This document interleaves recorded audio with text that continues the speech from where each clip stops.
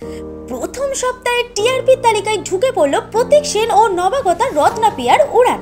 5 point পেয়ে 7 নম্বর জায়গা ধরে নিয়েছে তারা। সেরার আসন এবার ছিনিয়ে নিয়েছে ফুলকি।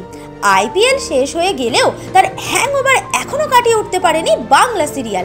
তাই টিআরপিতে 8-9 পাওয়া এখনো ধরাছোঁয়ার বাইরে। ফুলকির দিল্লি পর্বের প্রভু নিয়ে যতই হাসাহাসি হোক না কেন, রেজাল্ট বেরোতেই হাসি ফুটলো ইউনিটের সকলের মুখে। 6.8 পেয়ে বেঙ্গল টপার তারা। দ্বিতীয় স্থানে নিমফুলের মধু।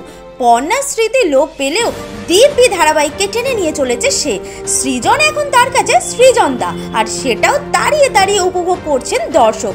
কথাকে হারিয়ে 3 নম্বরে উঠে এসেছে স্টার জলসার গীতা এলএলবি। সুস্মিতা এবং সাহেবকে 4 নম্বর পজিশনেই সন্তুষ্ট থাকতে হয়েছে দার্জিলিংয়ে গিয়ে। শুধু তাই নয়, 4 নম্বর ঘর তাদের ভাগ করে নিতে হয়েছে কোন গোপনে মন ভেসেছে সাথে। 700 পর্ব পার করে দিয়েও জগদ্ধাত্রী ধরে রেখেছে তার 5 নম্বর জায়গা। অনেকদিন পর আবার স্বস্তিকা দিব্যজ্যোতি ফিরে এসেছে 6ষ্ঠ স্থানে। স্টার জলসার সব থেকে পুরনো ধারাবাহিক তারা।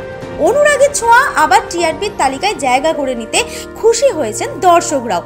সোনামণি হানির জুটির শুভ বিবাহ আসছে আগামী 17 জুন থেকে। তারা জায়গা নেবে জল থই ভালোবাসার। বন্ধ হয়ে যাচ্ছে সেই ধারাবাহিক। এছাড়াও এই সপ্তাহে টিআরপিতে সব থেকে বড় চমক প্রতীক সেনের উড়ান। প্রথম সপ্তাহে পুরনো সমস্ত ধারাবাহিককে পিছনে ফেলে উড়ান জায়গা করে নিল 7 নম্বরে।